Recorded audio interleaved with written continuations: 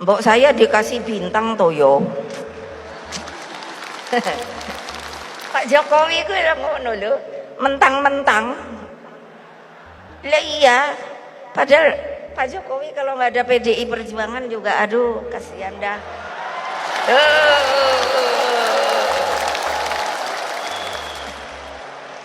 Lo legal formal lo. Saya difitnah, fitnah saya diam. Dijelek-jelekin saya juga diam. Dicela, direndah-rendahkan saya juga diam. Dihujat, dihina-hina saya juga diam. Tetapi hari ini di Jogja saya sampaikan saya akan lawan.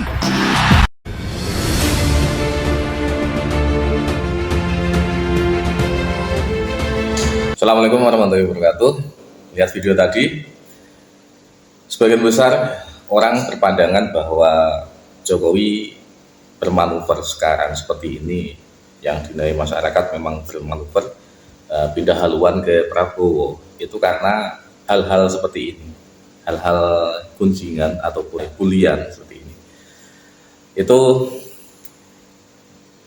oke, mungkin iya, tapi cuman berapa persen, kecil lah nilainya ketika Jokowi bermanuver seperti ini hanya karena satu sakit hati, hanya karena untuk menjawab sebuah tindakan, untuk menjawab sebuah apa yang namanya kritikan ataupun apa yang dikatakan oleh Megawati tersebut.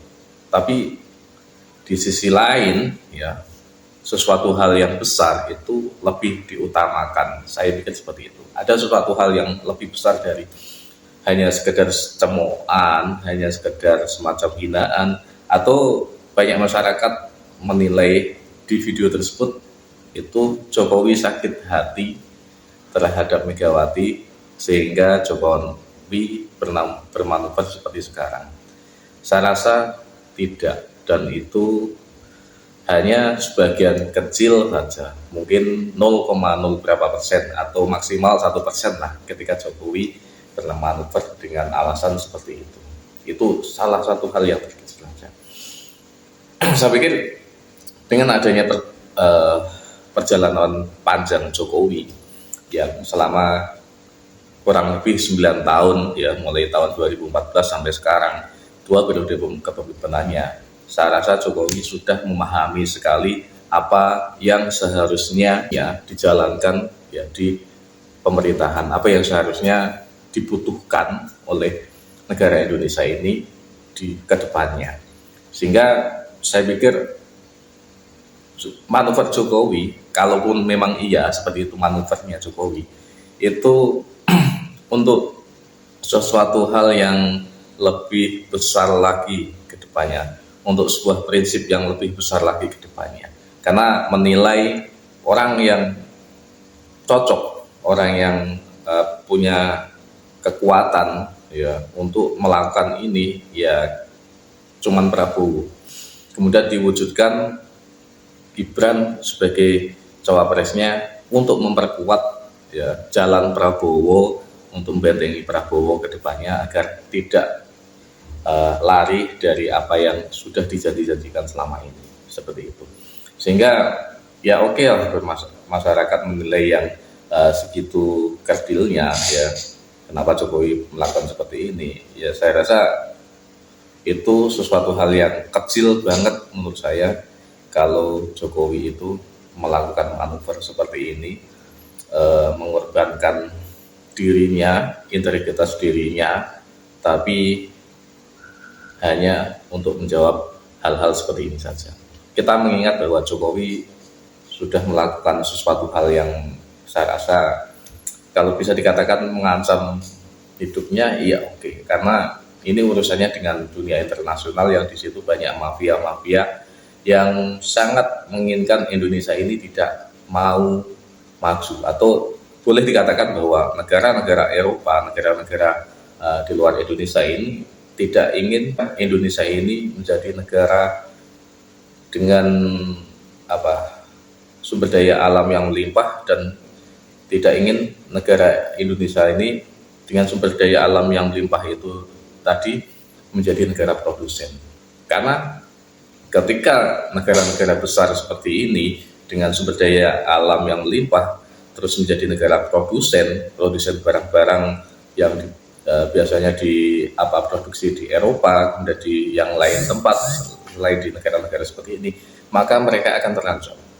Ya, kenapa terancam? Karena mereka tidak punya sumber daya alam yang mereka gunakan untuk diolah, kemudian buat barang sudah diedarkan ke negara-negara berkembang yang selama ini hanya sebagai target market, contohnya Indonesia.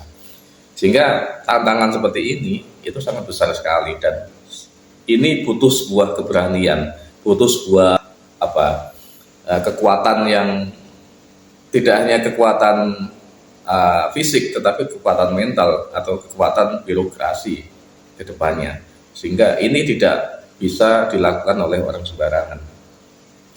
Lalu apakah memang Jokowi menilai Ganjar ini tidak kuat secara apa yang saya bicarakan tadi?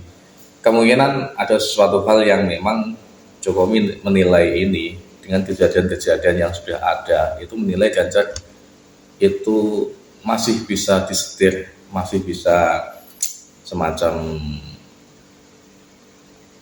ketika dibentak itu akan tunduk seperti itu ya. Sehingga ini untuk menghadapi tantangan ke depan di negara Indonesia ini belum begitu cocok. Ya mungkin kalau ke depannya tidak tahu ya. Tapi untuk sekarang dengan tantangan yang besar ini, saya pikir belum cocok untuk memimpin Indonesia.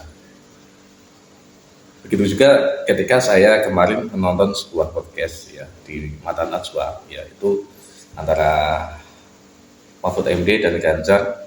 Saya pikir ada sesuatu hal yang di situ berjalan beriringan, karena seharusnya seorang presiden dengan wakil presiden itu berjalannya tidak beriringan, karena presiden dan wakil presiden itu presiden tetap di atasnya dan wakil presiden tetap di bawahnya. Nah ini aku merasa bahwa Mahfud MD ini powernya terlalu lebih untuk Ganjar Pranowo, sehingga depannya akan